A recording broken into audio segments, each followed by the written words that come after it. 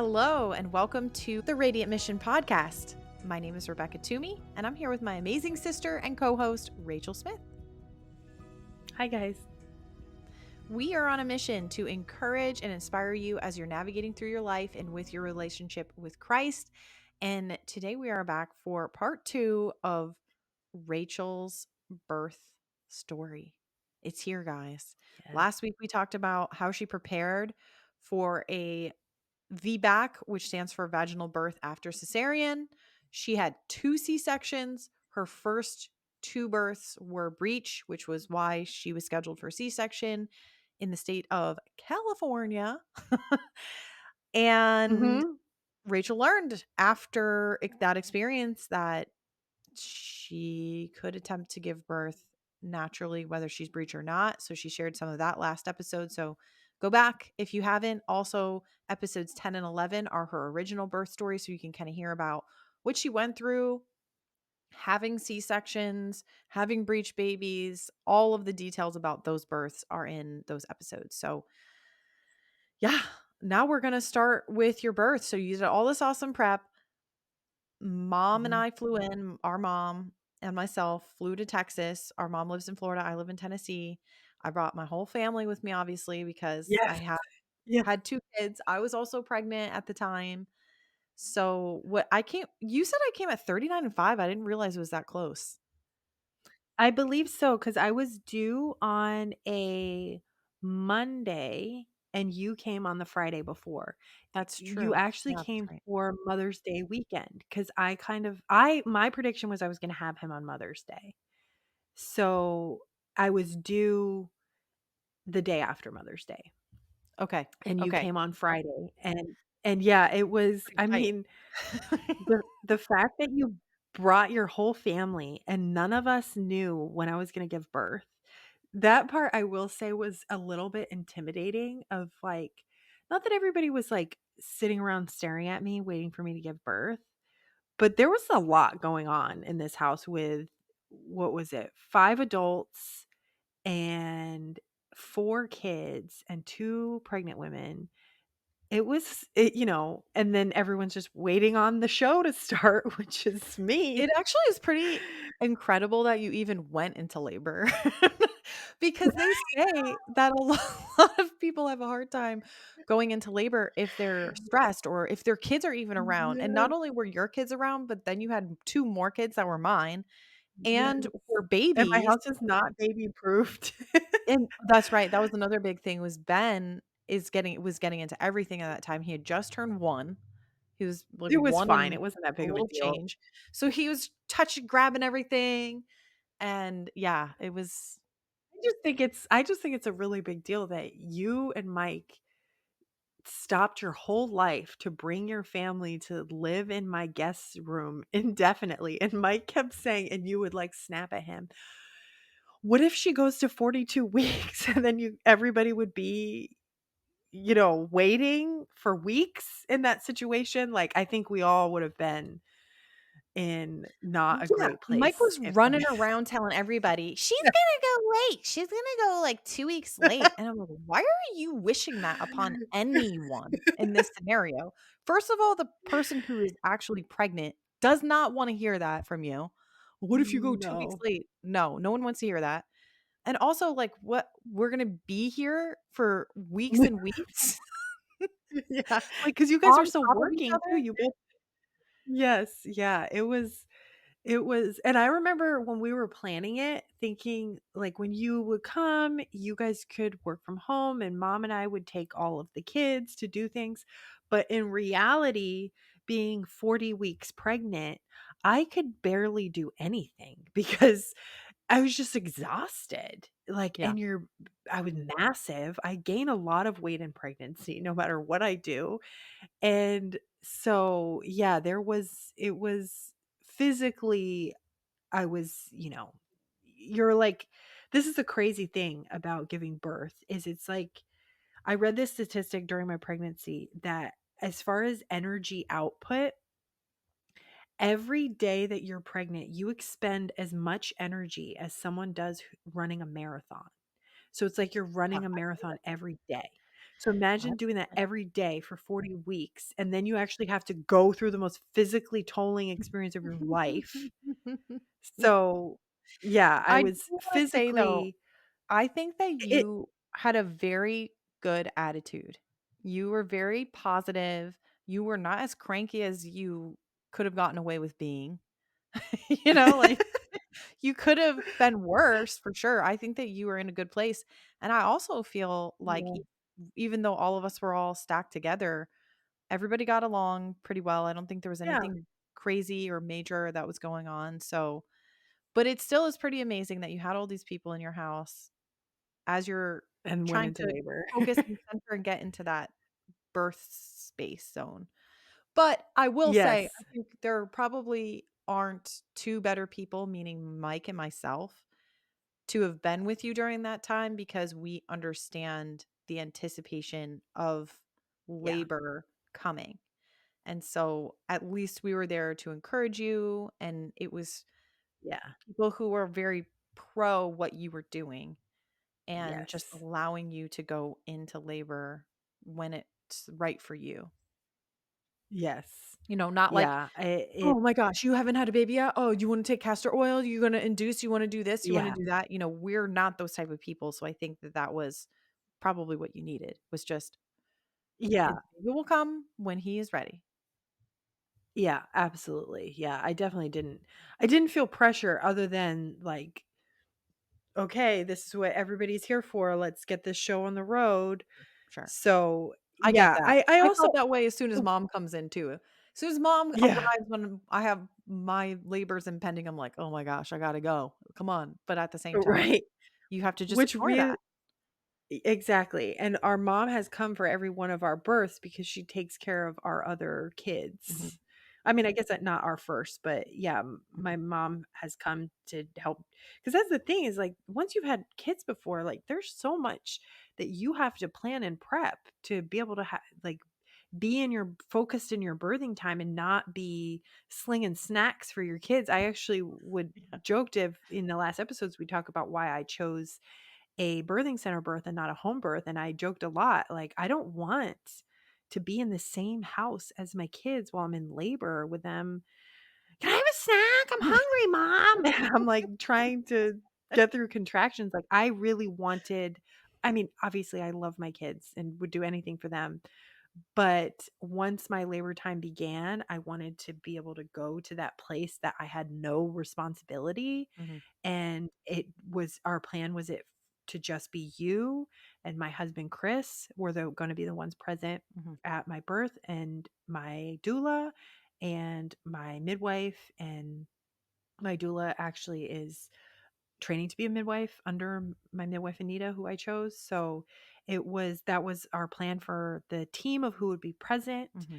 And I felt so confident with my mom handling my kids that I wouldn't even have to worry. I don't have to tell her, oh, they need this, then here and there. And, so She knows that what's up. really is Yeah. yeah, that really is a big step as a mom going into your labor time of knowing who's going to be there, who's going to be taking care of your home and everything you need. So I will say, like, as far as, oh, is this going to be weeks, I really didn't think I was going to go.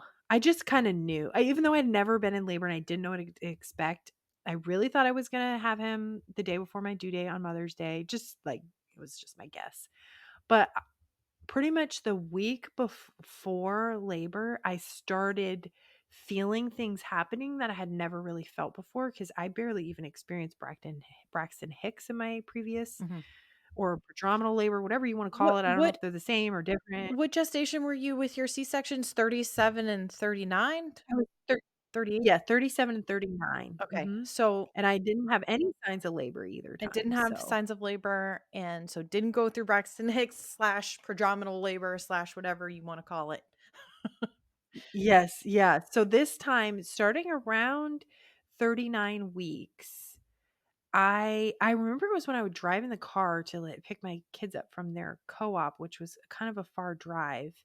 There and back, I started feeling crampiness, things happening that I was like, "Oh, is this it?" And there was one day when it was always when I was driving. And there was one day when I came home and it was still happening and I laid on the couch and I'm like, "Should I time this? Like, I don't know." And my husband even, and this was before you were there, and he even came home from work because he was very excited for things to get going because neither of us knew what to expect. Yeah. So, but then it just stopped and then I Mhm. didn't feel anything. So And then it's kinda like, crazy. We talked about this a lot, but you were like a first-time mom, even though you had yes, 2 kids previously, you were going through labor for the first I, time, so it was like being a first-time mom. yes, Sure. it really was. Yes. So yeah, once you guys got into town and we had a nice Mother's Day together, and which was like the first time in years that we've both been with our mom on Mother's Day.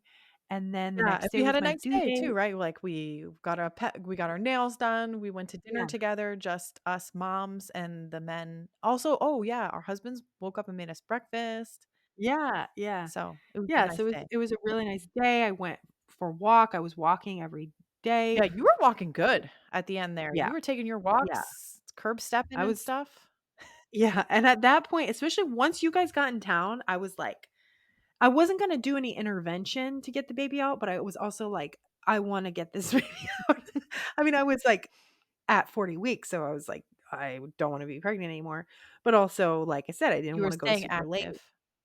Yes, so yeah, I was definitely walking and resting when I should.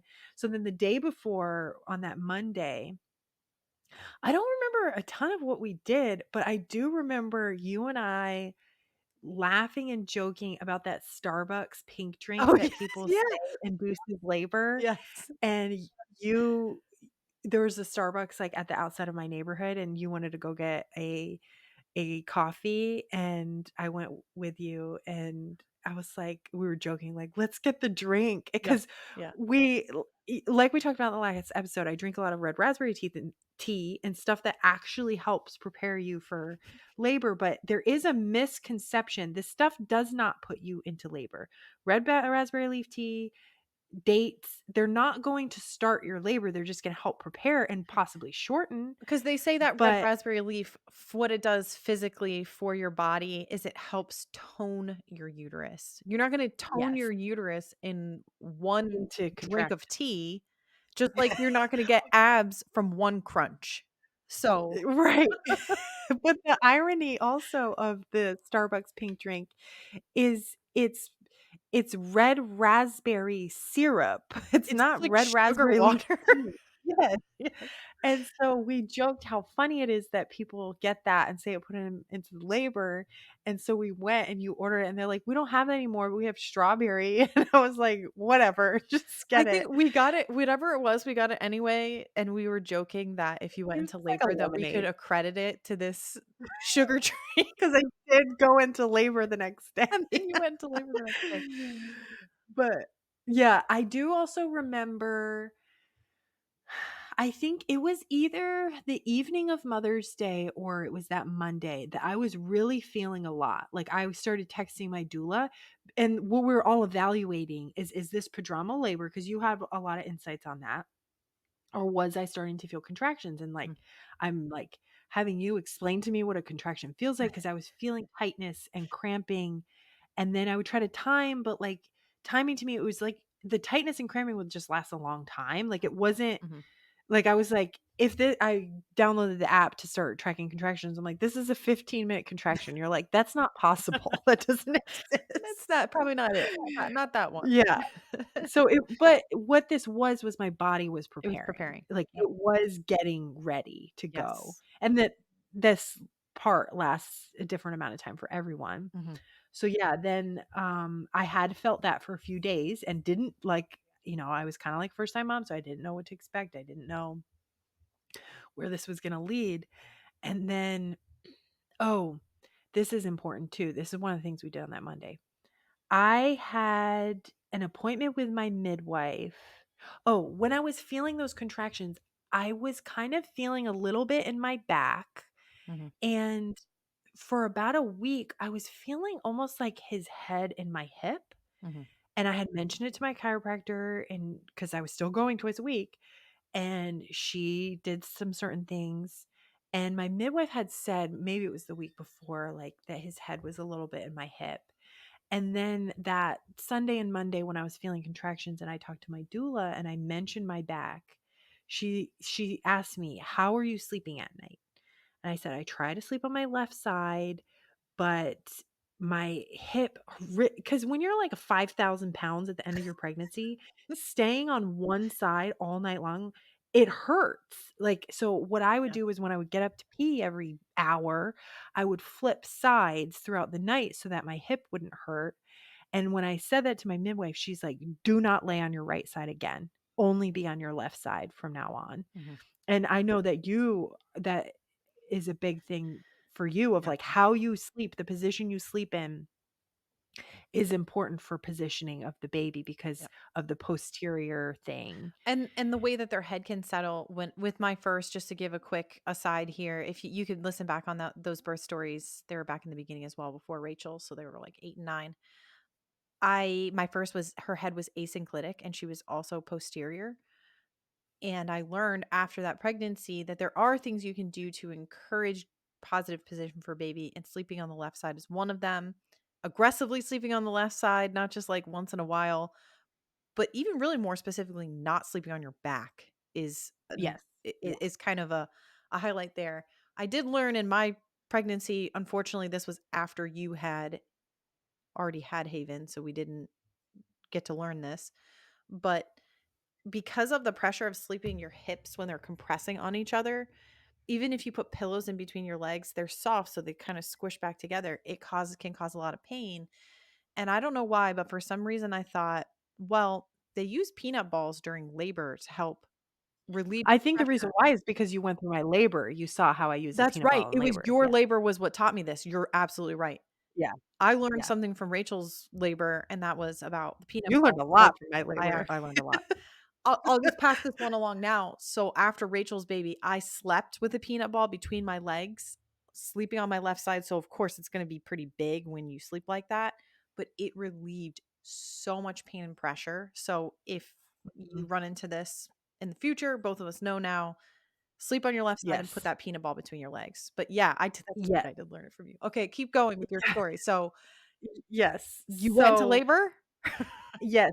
So I mentioned that because it's gonna be important later in the story. Yes. But that night that I was, like, committed to being on my left side, I was so uncomfortable that night Mhm. because, like, my hip was hurting only being in that one position, Too bad we and didn't know about about the 4. too bad we didn't know about the peanut ball.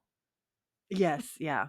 So about 4:30 in the morning, I woke up uncomfortable and I initially thought that that's why I was uncomfortable. And then I was feeling those waves that I didn't know what to make of for a few days, but it was more intense. It wasn't painful, and it was just uncomfortable, and it was definitely like, oh, like I could feel it as a wave. Like Mhm. it's getting intense and then it tapers off, but it was happening in minutes and to the point I couldn't fall back asleep. But it felt Like it different was. than what you had been feeling previously.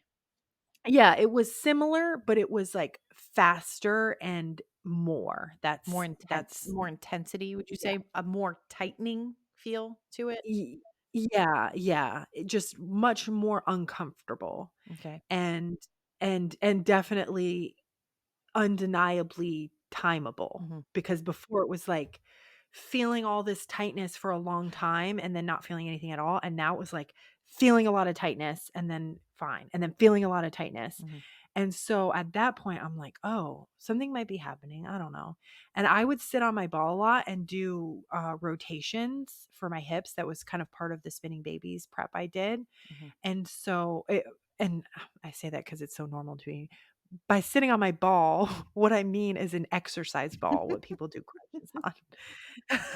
That's what I mean. So, it was in my bedroom.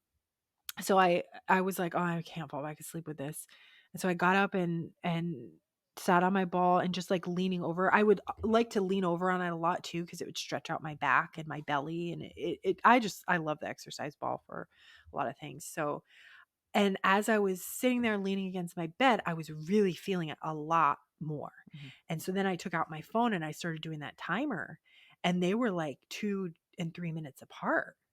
And then I was like, but I also didn't wanna be like the boy who cried wolf, because one of my biggest, not fears, but like apprehensions with my birthing center being an hour away is I really didn't want to call it wrong and drive all the way up there and then it be nothing.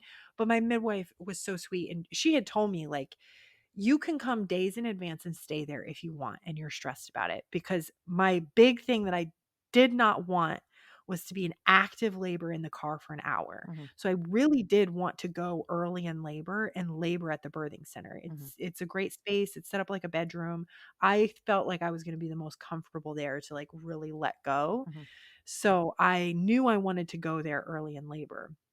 But I also, it's like a fine line between when to call it, because I also didn't want to not be in labor and I didn't know what that was going to be like. And so me sitting at the end of the bed or whatever, at some point, Chris got up to go to the bathroom and he was getting back in bed. And I said to him, I think this might be it. And he's like, really? And then he wasn't going back to sleep once I said that. And I'm like, I don't know. And he's like, well, call Tristan. That's my doula. Call Tristan. And I'm like, I don't, it was at this point, maybe like 5 in the morning. I'm Mhm. like, I don't want to call her and wake her up. I'm like, I'll text her. And he's like, how about you wait another 30 minutes, and if it's still happening, then call her. And I'm like, okay. And so it kept going and going. And they really were like, I think the first ones I tracked, I guess I could probably bring up the app and we could go through it. But I think it like started at like 5 minutes, but then they were really like 2 to 3 minutes. Mhm. And but I also was like, is this it? And so around 5:30, I think it was, that I called her. And I was like, "I'm so sorry if you're sleeping." And she's like, "I just woke up." But I think she just said that to be nice. And and, uh, and she asked me what I was feeling, what the app was saying, and I under exaggerated things. Yeah, they're like 5 minutes apart because that's what it had been in the beginning, and then my last 10 contractions, she's like, "Well, once they get to 2 to 3 minutes apart, then call me." And I'm, like, on the phone with her like, "Well, they are," but I was kinda under exaggerating Because because I wanted to you see didn't what. want everybody to get too Yeah. alarmed or what? Yes, and I wanted to, like, see what was gonna happen and, like, what the next step would be. So I was like, "Okay." And so we got off the phone and I got in the shower, because I've heard before that the shower can, or like water can actually make things stop, or it can relieve, like it can have different uses. So I got in the shower and I think at that point Chris went and woke you up. Mhm. And because I remember you coming in the bathroom when I was in the shower and talking through it. And I loved being in the shower. Like, if not leaving, I feel like I woulda just stayed in the shower for hours. Like, it was great. Like, I have a pretty big shower, so it felt good being in there, but things were not stopping. It was It was still going. picking up. Yep. Yeah, and so by the time I got out, I think my doula, Tristan, also was, like, really felt like, because we had been talking for a few days, like, this was probably it. Mhm. And so she was, like, really calling me, like, "Well, how are you feeling now?" I'm like, "Yeah, they're 2 to 3 minutes apart now." I'm like, "But at what point do I leave and I come?" And she told me to trust my intuition, to, when you're ready to leave, get ready to go, just let me know and I will meet you there. But, whenever you feel ready. And I was like, "Okay." And so by that point, it was, well after 6, and I was like, "Let's get ready to go." Like, I wanna go, because then our kids are starting to wake up. Mhm. That's right. And that to me, yeah, I was like, "Yeah, I Like, wanna let's get out go." of here. Yeah, I gotta get out of here. Actually, I kinda wanted to leave before they were really up. Mhm. And I remember you guys were getting everything ready, getting everything in the car. I had, like, packed a cooler and snacks and all the things I had prepped for, and the go bags and the diaper bag and everything. So I was very prepared. Everything was ready by the door. And I realized, like, I wasn't going to say goodbye to my boys. And so I sat down and I wrote them. And it was funny because my oldest had been asking me, like, he just randomly asked all the time, like, "Can you write me letters?" Like, I had bought a box of, like, thank you notes to give to people, and he's like, "Can you write me one?" And he'd been saying that for weeks, so I took one of the thank you notes and I wrote them a note, and, I'm feeling these contractions and I'm writing to them, and I think that was really the only time that I actually, like, cried, like, emotionally in my labor. I mean, there's probably crying later that happened for a different reason, but Yeah. it kinda was, I guess, I should say, an emotional release, and you kinda hear this in birth stories a lot of there's a point where you, like, just have an emotional release of Mhm. things, and it was writing that little note to my boys Mhm. and how proud I was to be their mom, and excited I was to see them with their baby brother and how they were gonna be the best big brothers, and so I left that on the table for them, and then they woke up right when we were leaving, so I actually was able to say bye to them, and they, like, were out in the yard waving as we drove off.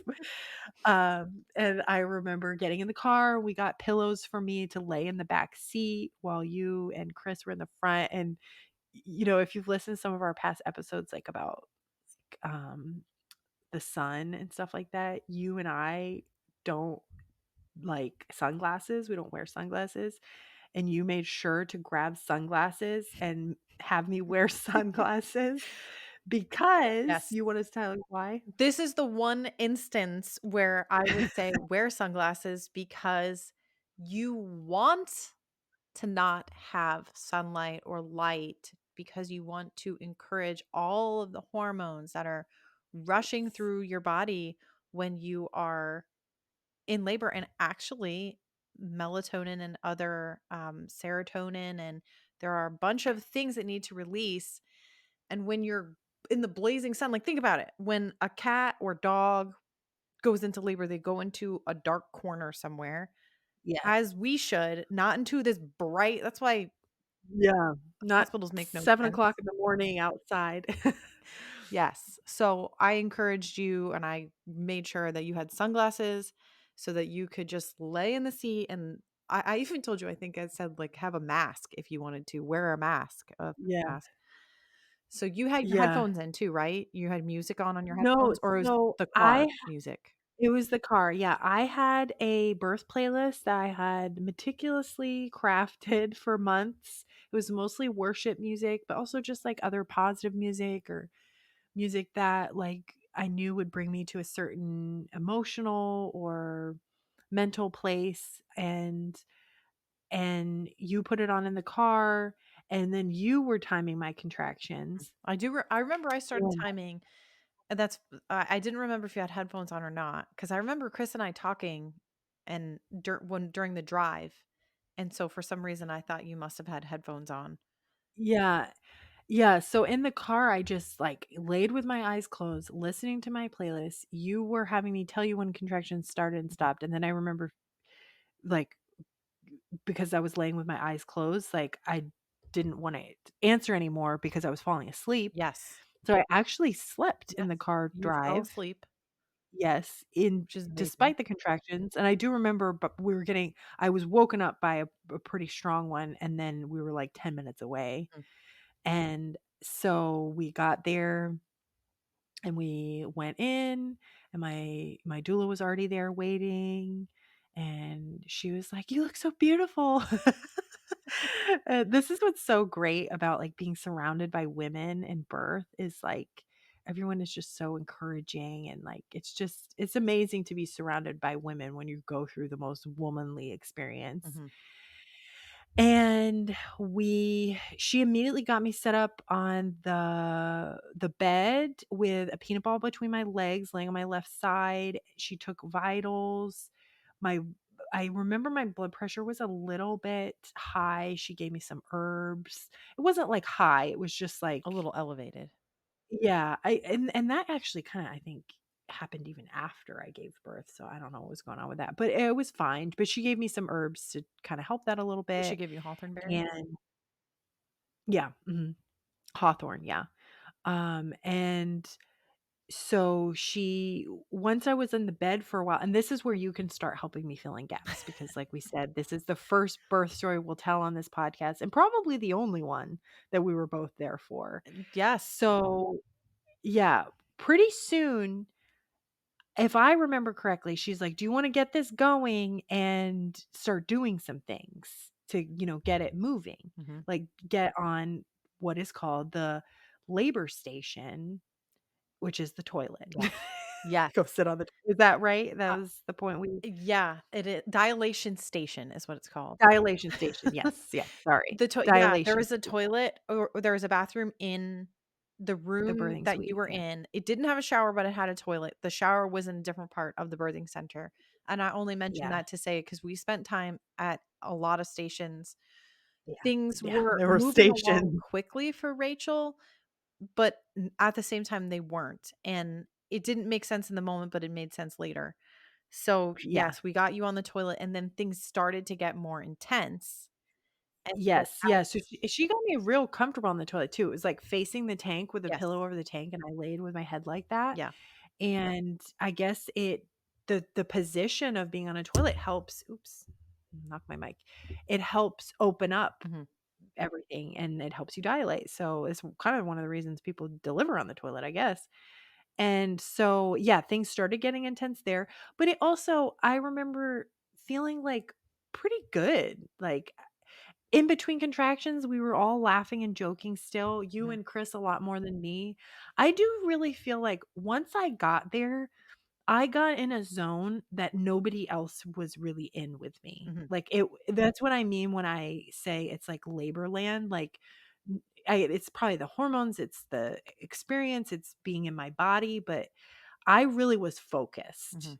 pretty You much. I were. think I You was were very in a zone without even, having earplugs or headphones or anything. You were focused and not paying attention to anything that was going on around you, which is very, very important, is being able to tune out yeah. everything else and just going into yourself and into your body. Because even though we talked last episode about how hypno babies wasn't a good fit for Rachel, but me having done hypno babies, at least we had conversations about certain things like imagine your cervix opening, imagine every time that you're having a wave or contraction that your baby's moving down and your cervix is opening. And I think some of that stuff helped you to get into focus as you were getting into that time. Was like you were really, I don't know, what were you thinking? What were you imagining? Were those the things that you were thinking? I was not I had a hard time You visualizing had a during hard my time birth, with I will say that. visualization. Yeah, and that yeah, And I don't mean that I'll in a talk new about agey that a way, little. but just I'm using the word visualization. Yeah, but like it's like what you're saying of like visualizing opening or I'll mention again in a second when we get closer to the baby actually coming out because there was a significant moment with that I realized like picturing something happening, like actual putting that visual in your mind, I was having a hard time with. So the place that I was thinking in my head was at was to just focus on getting through the contraction that was in front of me. So like I guess what helped me is hearing people saying like riding the waves. Like I was just going inside myself to ride each wave. Mhm, Like so it I didn't feel like I was panicking or I didn't feel like it was coming on top of me. Like I was riding with it. mm, And so in a way like and this is where I really have lost a lot of my memory because I will tell you the first like week after this birth, I feel like I remembered every single second of the labor. But now, 6 months later, like a lot of it is fuzzy. But I do remember feeling like it wasn't that bad. And I remember you and Chris joking around a lot. And even though I wasn't like in it with you guys, the energy was helpful for me. mhm, Or it just felt light. It didn't feel like heavy. And like there were a lot of times like in the bathroom where everyone is just kind of staring at me because like I'm the one. But I essentially had my eyes shut 90% of my labor. I feel like I barely ever opened my eyes. yeah, And I think it was a part of my focus mhm, and so I like knew you guys were around and it was a light and happy energy. But I do also remember Chris his voice was like an anchor to me that I didn't know how he was gonna do in labor. I was actually a little bit concerned if he would handle things well because he's very much a fixer and he struggles to see me hurting or in pain or something like that in the past. And I had a little bit of preconceptions from our past C-sections of kind of wishing he handled things differently, like, emotionally, Mhm. and and this time, and we talked about all that a lot before, so he knew what I needed and that I told him what I needed. And he, um the our doula too also, like, would show him, like, how to do counter pressures or, like, to rub my back, and then he would just, so it was helpful. And that, honestly, we decided we wanted the doula there for him. Like, I had made this decision. I'm like, she's really there to coach you. Mhm. Rebecca's there for me and the midwives, like, so it really was, I wanted her there for him. Mhm. And remember that point in labor when I think it was like I was on the toilet and he was rubbing my back, and then my doula would, like, rub my back, and I thought it was Chris, and I was like, "Oh, that was you?" No, no, And no, no, everyone no. He kissed you on the head, Yes. and they No, he kissed me on my neck. on your neck. It He was kissed you on your something neck. intimate. Yes, he kissed me. Yeah. Yes. But there was a transition between you and the doula, and it was just kind of funny, like, we ended up all laughing and making a joke because he's like, "You didn't question that you just got kissed on the neck by your doula?" Because for all you Yeah. knew, it was still her that was rubbing your back or something like that. There's something funny to that Yeah. effect. I will say, I think Chris did an awesome job. He did great. I think it was probably helpful that he was with people that trust birth because all of Yes. us were just cool. All of us were we were just in it with you. We weren't raising any alarms, and you could tell certain things were maybe uncomfortable for him or he didn't know what to expect, but because we were all calm, he was calm. Yes. So Yeah, I think and that that's he something important for dads, for the husbands in yes. these situations is that's why it's so important for you to choose a care team that you feel comfortable with and your husband so that everybody's on the same Absolutely, yeah. page.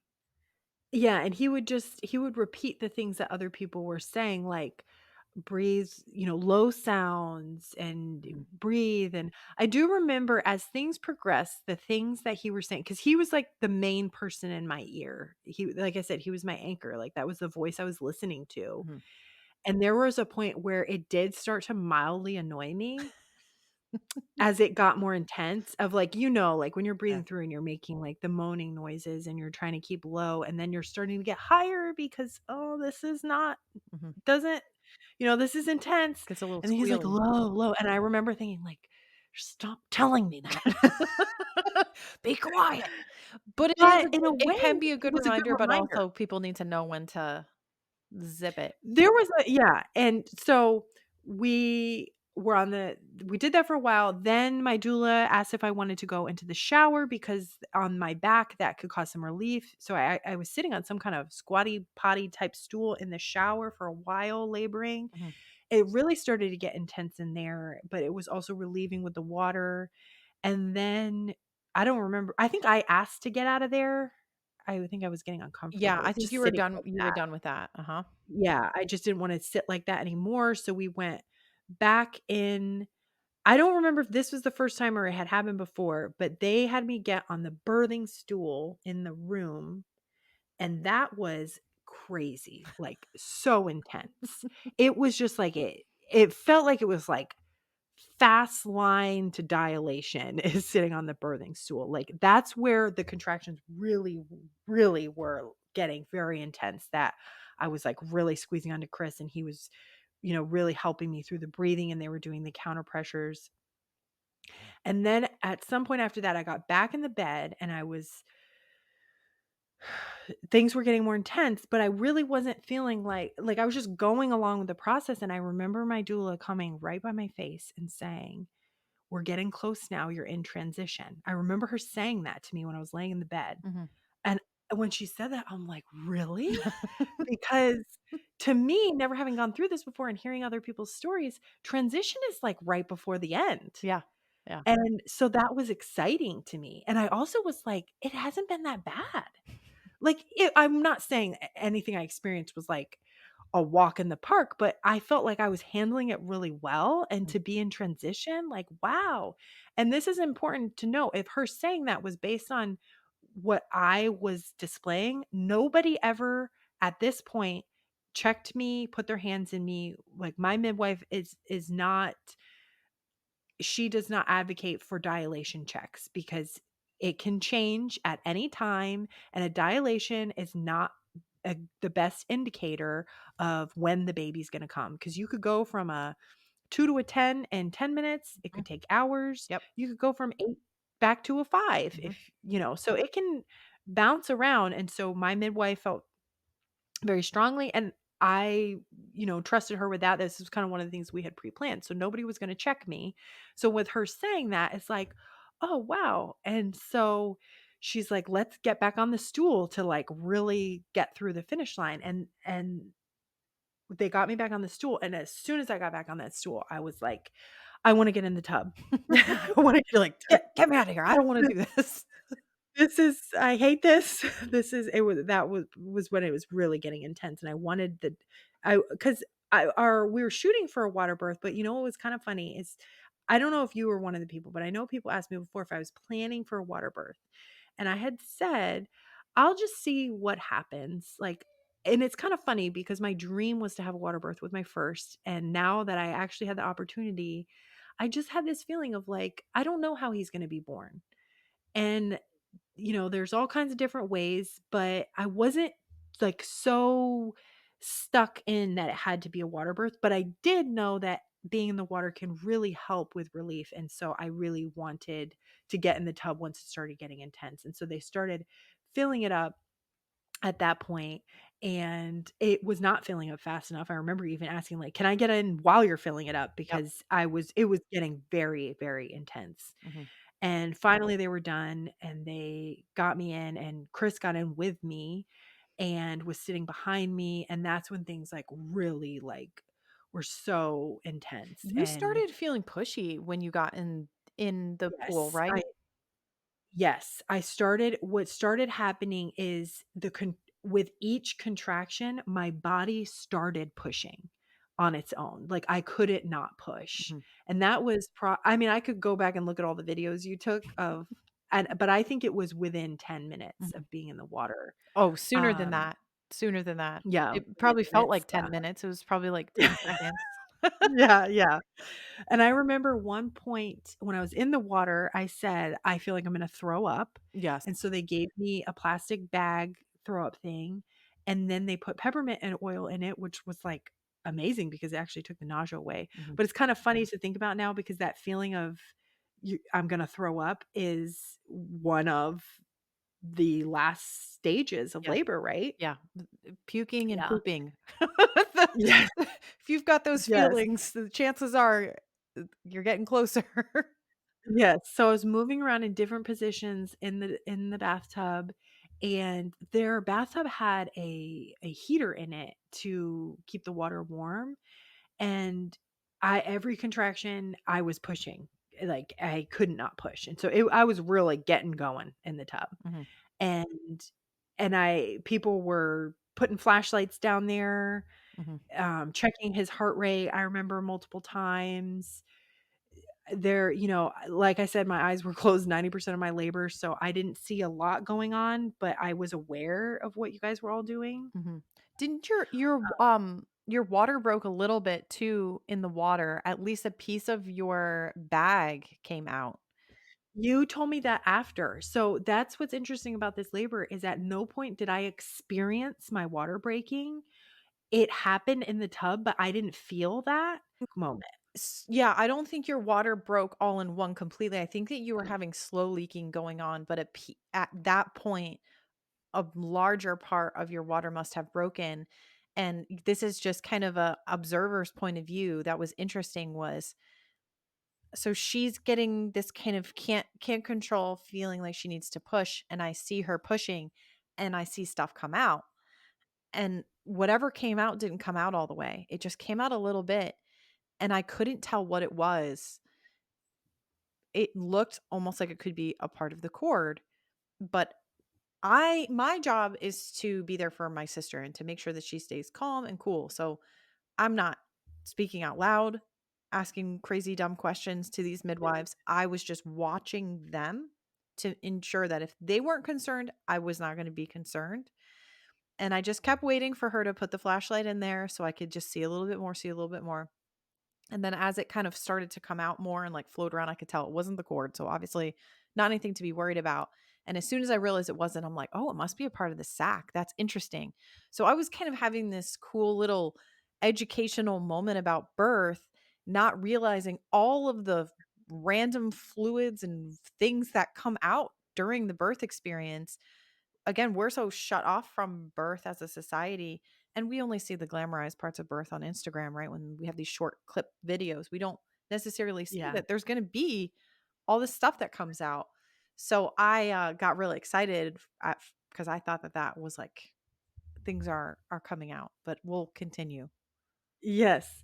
So at this point, I think my midwife, Anita, she had I think she was there most of the time, and she had come in to check on me at various times, but if I remember correctly, by the time I was in the water, that's when she was there and never left again. Yes, Because she in was the coming in to beginning kind of stages. check before that, which I Yeah, appreciated about her as a midwife that she wasn't hovering over you.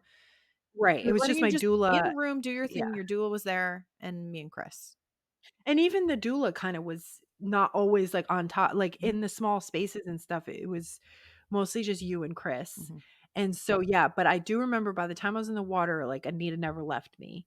And so I got to the point where I started feeling like I was gonna pass out in the water because I was so hot. People were putting hot or cold cloth on my head and my neck, and I was getting very, very exhausted of the pushing Mhm. that I was, like, on my hands and knees, kind of, like, hovering over the water, and Chris was h physically holding my head out of the water because he said later he thought I was gonna drown because my face was, like, in the water as I was, like, moaning in the water, and at that point, I was feeling so, exhausted really already, and I'm pretty sure it was at that point that Anita said, "Rachel, I think his position, he's coming down a little bit, his head a little sideways. Mhm. So if we get you out of the tub and we can try some different positions, I think that will help you. Do you want to get out?" And I really appreciated throughout the whole process, she would tell me what she thought, and she would ask me my permission of what I wanted to do. And when she said that, I wanted to get out because I was so hot in there. I felt like I was gonna pass out. So this is something that was interesting for my labor because you had asked me before if I was, like, feeling instincts for to get in certain positions or something. I felt like I, like, died to myself in my labor, and I just fully trusted everyone around me. Mm. Chris and his voice, my midwife, like, when she was like, "Do you wanna get out and try different positions?" Yes. Like, I just, like, put my trust in, like, her, and this is why I feel it is so important to choose your provider carefully and someone you trust, because I when I didn't know what to do, because I didn't know what to do. I was in that tub for a while getting in different positions, and he wasn't out, and I thought he was gonna be out, and so because he wasn't, it's like all I had left to do was like, "Okay, like, whatever you say," essentially. And so we got out, and I remember, like, getting over to the bed was like a contraction came on, and it was, like, really getting every contraction I was pushing, and it honestly, I'm gonna be very honest and upfront, it hurt badly. I did not have a pain-free birth at this point. It was now not a fun, laughy time. So, It got intense. she It got got really intense when they got very you intense. got on the bed and then started to try And then different positions for a couple contractions each. And the yes. baby to so now let's go back to my viewpoint, being the one observing this. We could see his head. His head was there. Yes, when I was in the bed, you guys could see his head, yeah. We could see his head. He was coming out and turtling, kinda turtling back in and out. And so Yes. I'm just gonna say this now, I have 500 videos of Rachel's birth. 500, at least, maybe 800. I forget what it was. It was like a ridiculous amount because I kept recording for a couple of seconds because any moment he could have come out. Yes, First of all, you I guys wanted to kept thinking he was gonna be born. I was also your birth photographer, birth videographer, so I wanted to make sure I was getting video of each stage, and so I was getting video through the whole thing, and at the end, it was, like, a lot of videos of you in all these really crazy positions. I don't know if this is the time that we wanna share your greatest fear, that you did have one fear about I labor. did. I didn't talk about that.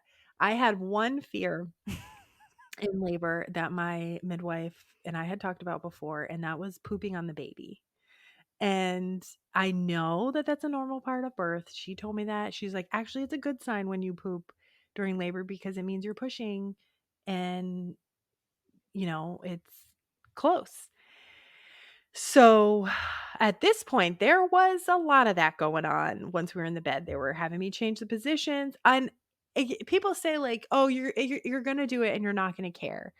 I wouldn't say I necessarily cared, but I was aware that it was happening, and I was aware that I didn't want that to happen, but it's also like, "What am I gonna do?" Like, this is So everyone knows this about Rachel that was at her birth, that they knew, yeah. like, she did not want anything to do with number 2 during her birth, and I'm recording her, and this is happening, and Chris is looking at me like, "Are you serious? This is her video of the baby coming out, and this is a part of it right now." And so when I'm recording these videos, I'm just like, "Oh my gosh, this is exactly the opposite of what she wanted to happen." Yes. Yeah, so by this point, they were having me get in a lot of different positions, and I remember his head was in and out because everyone would get so excited. "Yes, yeah, keep going." And so this is what is and why I really did stop caring about pooping during, like, pushing, is because what I realized is when everyone was getting excited, seeing his head is when it felt like kind of poop pushing, like Mm, that same kind of pushing. That's when you guys all got excited. mhm. If I did any other kind of pushing, it was, I guess, not happening. So That's that how it's really for. is, I guess, yeah, it worked in that way, but he still was going in and out and he wasn't coming out. And so she had me do a very specific technique with the ball in between my legs and told me to try not to push for a few contractions in a certain position because essentially his head he was asynclitic just like your first, and so he was coming out by the side of his head first and it was having a hard time getting through the birth canal. Mhm. And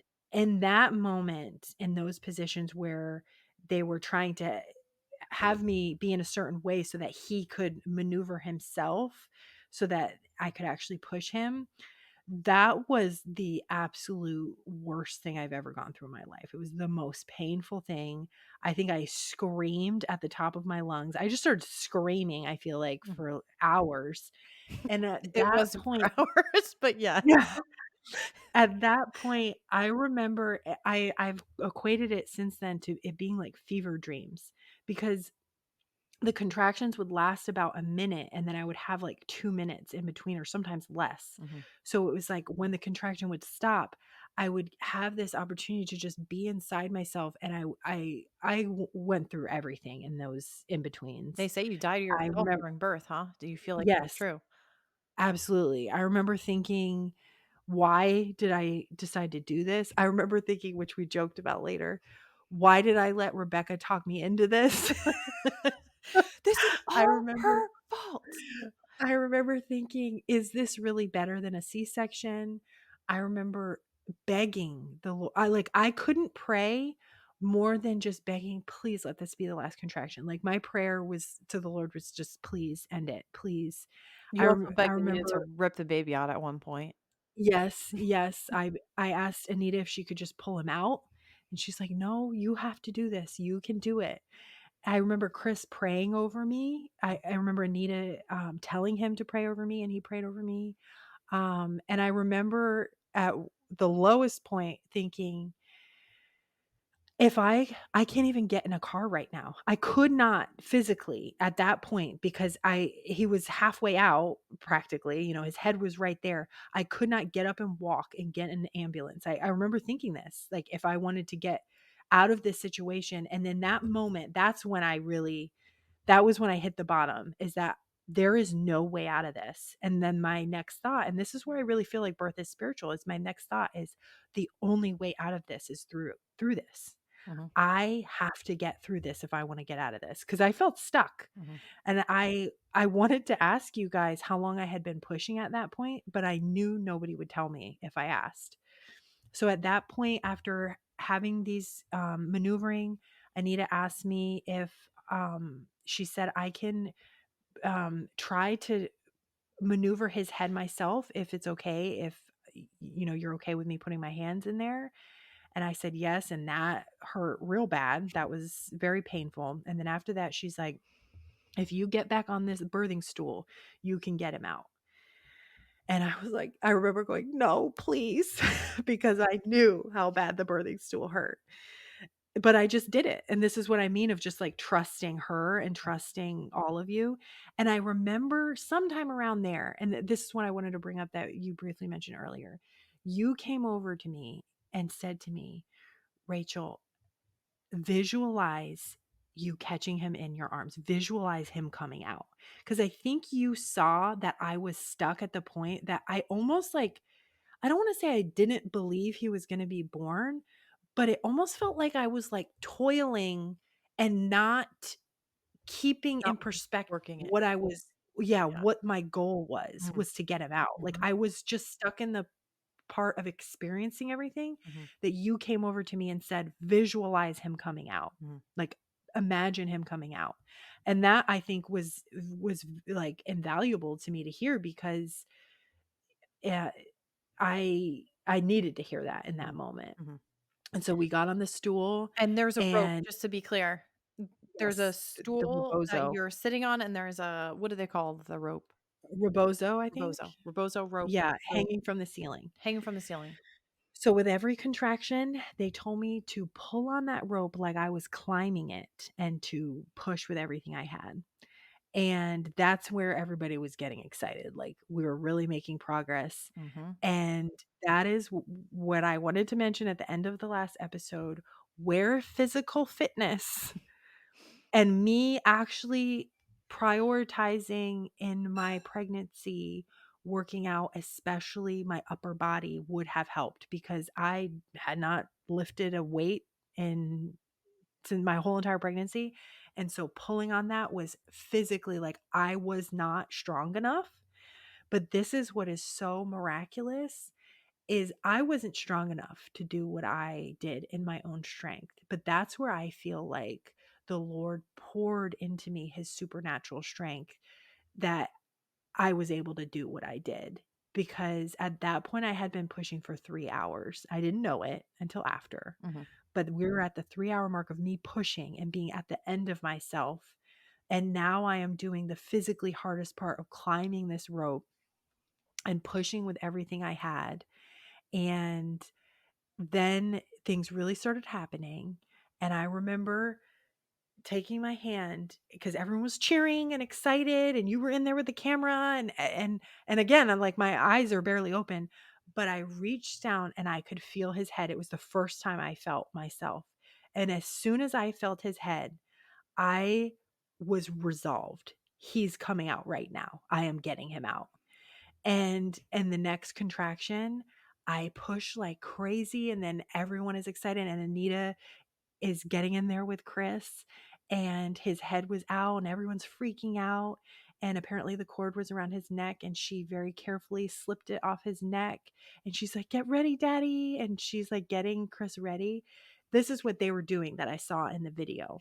My perspective was I'm getting him out right now. I've been begging people to rip him out of me for hours.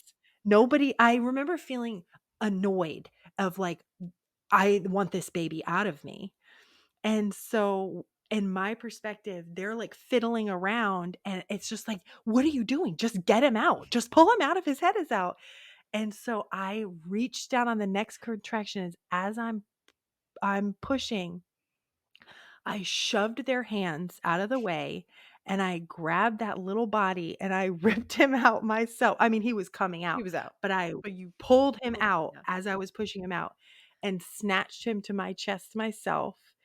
And in that moment, it was like it it felt like I essentially, like, died and came back to life and was like, "What just happened?"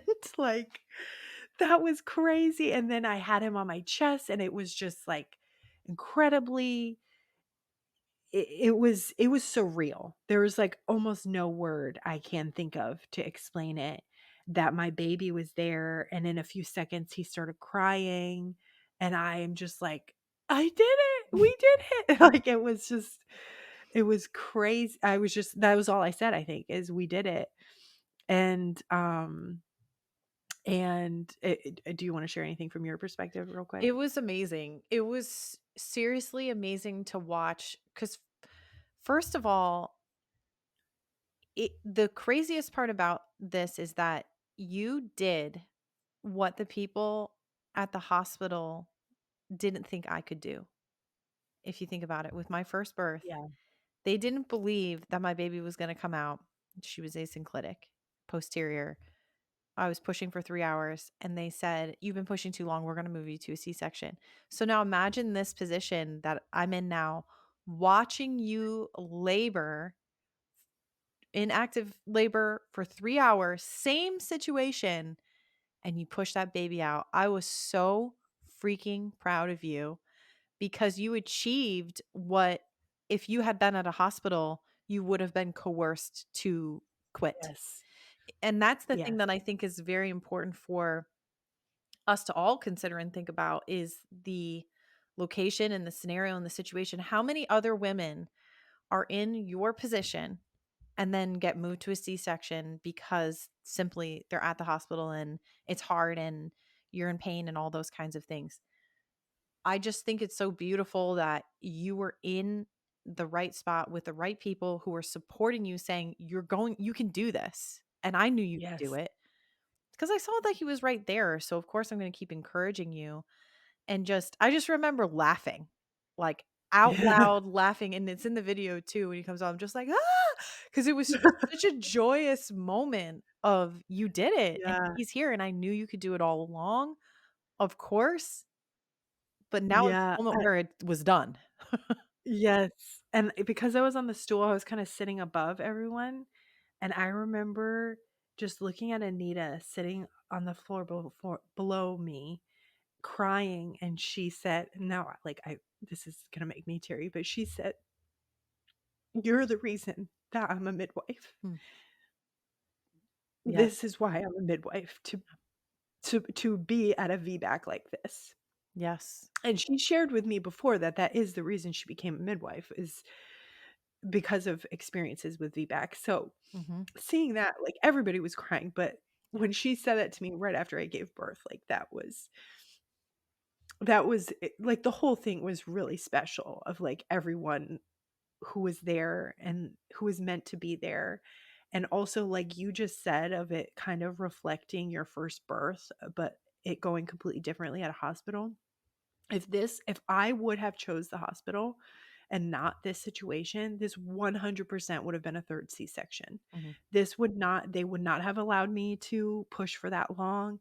Most of the nurses and all that don't know about the different positions that my doula and my midwife got me in, Yep. that's what got him moving down my birth canal the way that he needed to, because of his head being kinda cockeyed, was because of that. Like, their both of their knowledge and their trust in birth and my body is the reason that we had success.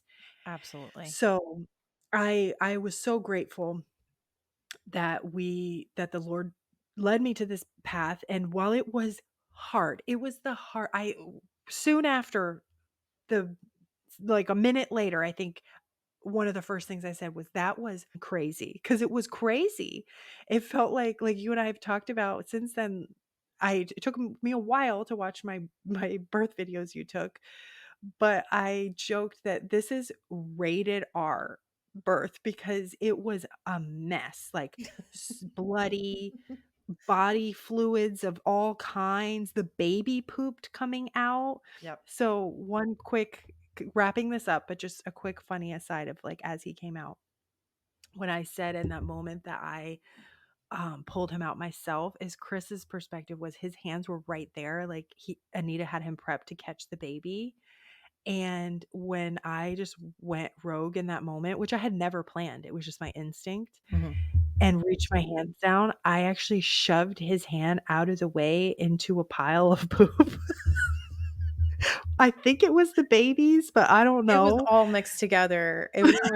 There was all kinds of stuff going on, but yeah, it Yeah, was but actually I kind of shoved hilarious that Chris was, yeah, like, I all shoved ready his to catch hand you, like, push his hand out of the way. "Give me that baby." but it was amazing, like, I did not plan to catch my own baby, and it was the most empowering experience I have ever felt, and that so to just wrap this up, like, it was this could not have been done without the Lord there with me, Mm, and like I said, without his strength, I never would have made it, and I'm just so grateful for that. It was in its own ways redemptive. It did feel like those first hours and days, I just kept being like, that was crazy. I kept wanting to like go over the details with you and Chris because it's like that happened, right? Like that was crazy because it honestly felt like I just went to a war and like saw them and experienced the most atrocious things and I came back. mm.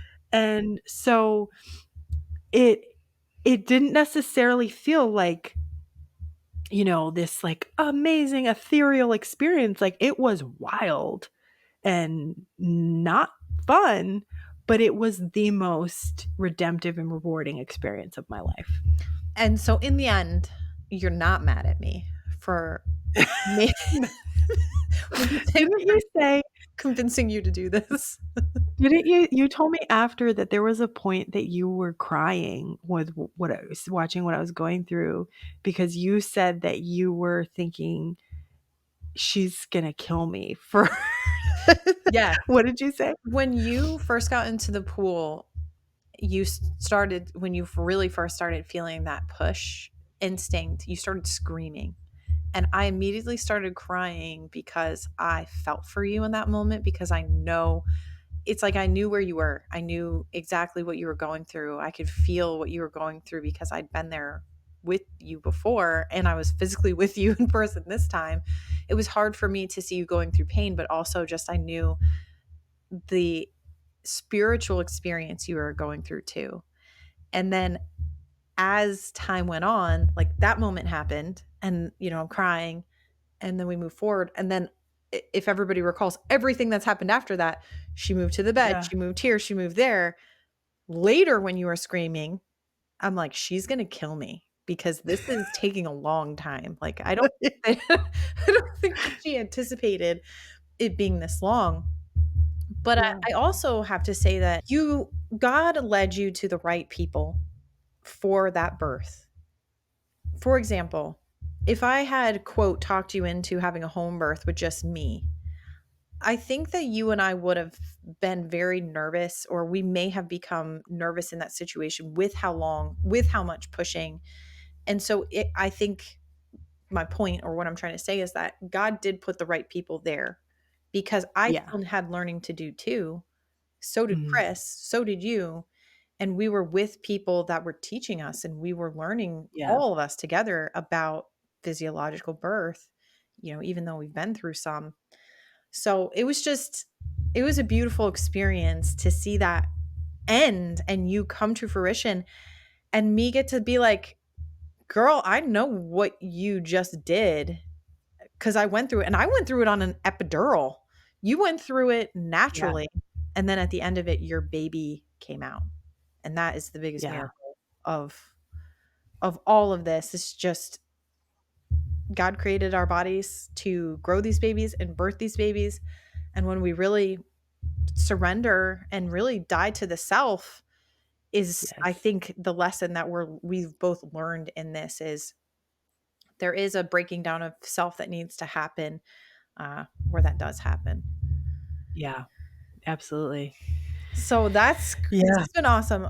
Next week we're gonna talk about some of the lessons learned, because there's a Mhm. lot of things that a lot of takeaways, right? Takeaways, things that you learned either during pregnancy, like you said, about working out and being more physical, or during the labor part itself. I think that there are some things that we can take away from it, just like I take away from obviously every birth and pregnancy experience. So we'll talk about that Yeah. next week. And then also what it's been like postpartum, third time around, post natural birth, very different than a C-section, different recovery, Yeah. different Mhm. things that happen to you. You've also been 5 years in between nursing, 5 years in between a newborn, getting Mhm. them to sleep. So there's been a lot of other stuff that we'll continue to debrief on. But thank you for Yeah. sharing your story. And we Yeah, were thank there you for being together. there for me. Yeah.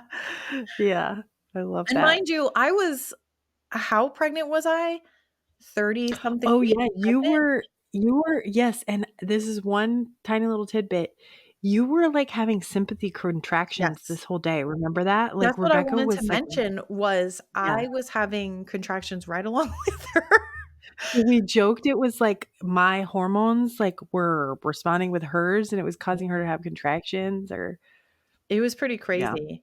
And I also was still nursing Ben, but kind of on the cusp of weaning him. And so yeah. went a full day and a half without nursing him. And that whole thing was interesting.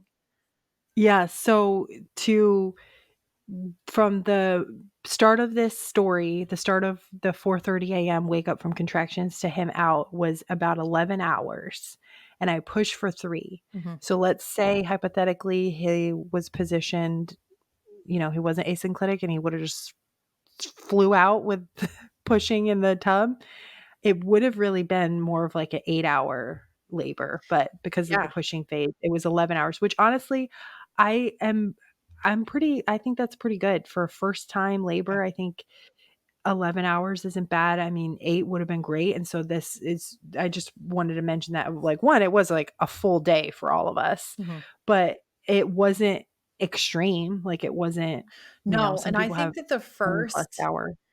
the first few hours until we got to the birthing center, and even the first change at the first couple of hours at the birthing center, I felt like were very just manageable for you. You did great. You handled it. Yeah, The pushing part, the 3 hour, that was obviously the hardest part of all of it. So you did great. yeah. You crushed Thank you. natural birth. You did it. I did it. You did. No, I never wanna do it again. I'm just kidding. No, it was great. I'm so glad I that my story went the way it did. I Yes, mean, it would be nice if it was like I pushed for 30 minutes, but whatever. I learned a lot. I learned a lot. for sure. And we'll debrief on that next time. So Rachel, thank you for sharing your Yeah. story with us. And thank you, everyone, for tuning in and for being on this journey with us. If you'd like to follow along outside the podcast, you can do so on Instagram and Facebook, or you can watch this podcast in video format on YouTube. Today, we are going to close with Isaiah 12:2. Do you want to read this since this is one of your birth verses? Yeah, yeah, sure, I will. So Isaiah 12:2, surely Yahweh is my salvation. I will trust and not be afraid. Yahweh himself is my strength and my defense. He has become my salvation. And we are wishing you a radiant week. Thanks for listening, guys. Bye. See you next time.